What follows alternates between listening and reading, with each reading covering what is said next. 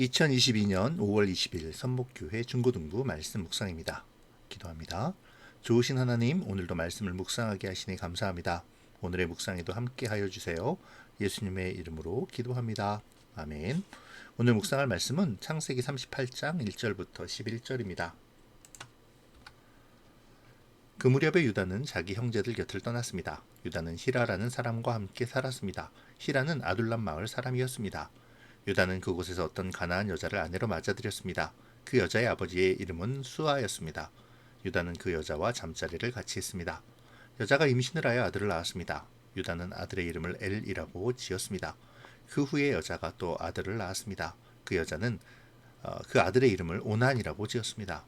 그 후에 여자가 또 아들을 낳았습니다. 여자는 그 아들의 이름을 셀라라고 지었습니다. 여자가 셀라를 낳은 곳은 거십이었습니다.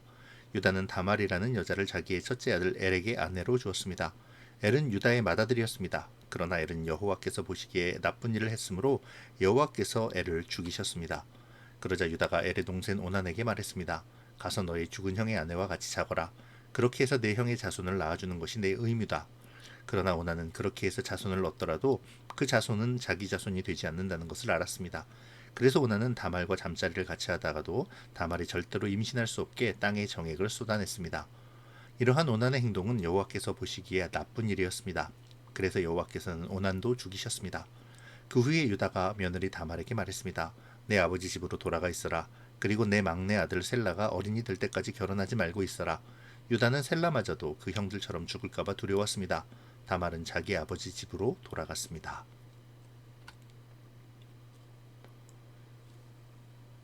유다가 자기 형제들을 떠나 이방인들에게로 갑니다.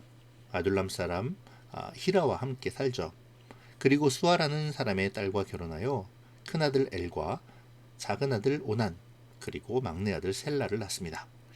하나님께서는 우상 숭배로 유혹하는 가나안 사람과 결혼하지 말라고 했지만 유다는 그것을 지키지 않은 것이죠. 그래서일까요? 유다는 장남 엘을 다말이라는 여인과 결혼시키지만 하나님은 엘이 악을 행함을 보시고 그를 죽이십니다. 그래서 유다는 둘째 아들 오난과 다말을 다시 결혼시키죠. 당시에는 형이 죽으면 형의 아내와 결혼하여 그 대를 이어주는 관습이 있었으니까요. 그런데 오난은 그렇게 아들을 낳아도 자신의 아들이 되지 못함을 알고 다말에게 아기를 갖지 않도록 했습니다. 이에 하나님은 역시 오난을 죽이시죠. 그러자 유다는 막내 아들 셀라마저 죽을까 두려워서 다말을 친정 자기 아버지의 집으로 일단 돌려보냅니다.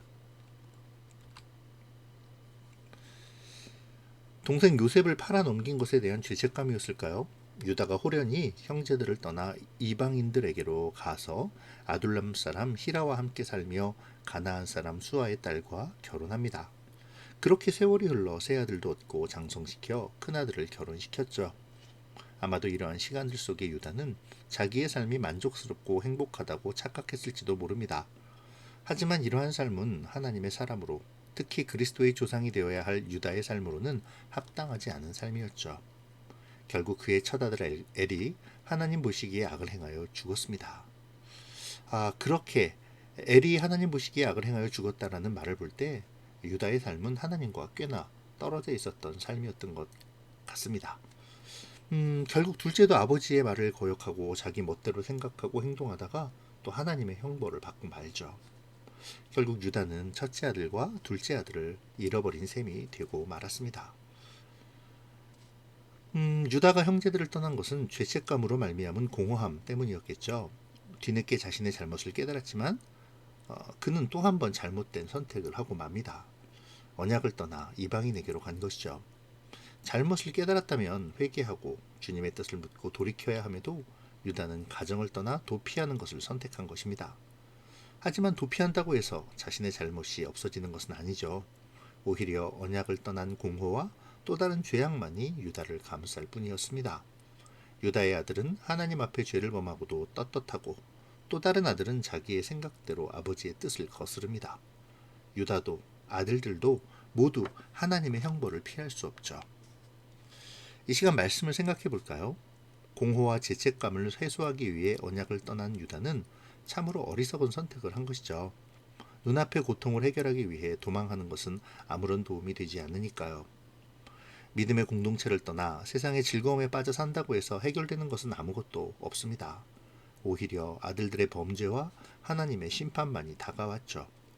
우리 역시 마찬가지입니다. 우리도 어떤 문제에 부딪힐 때 세상에서 해결책을 찾으려 할 때가 있죠. 그러나 우리가 생각할 점은 세상에서 얻는 해결책은 일시적인 안도감을 줄 수 있을지는 모르지만 근본적인 해결책은 되지 못한다는 것입니다. 오직 하나님만이 진정한 만족과 평안이시죠. 언제나 이 점을 기억하며 주님에게서 떠나지 않고자 다짐하는 우리 친구들이 되기를 바랍니다. 기도로 마치겠습니다. 고마우신 하나님 감사합니다. 오늘 유다의 일탈과 그로 인한 공허와 또 죄악의 커짐을 보았습니다. 주님, 아무리 힘든 일이 있더라도 우리가 주님을 떠나지 않으며 주님 안에서 해결책을 찾는 그러한 사람들이 될 수 있도록 도와주세요. 예수님의 이름으로 기도합니다. 아멘. 사랑하고 축복합니다.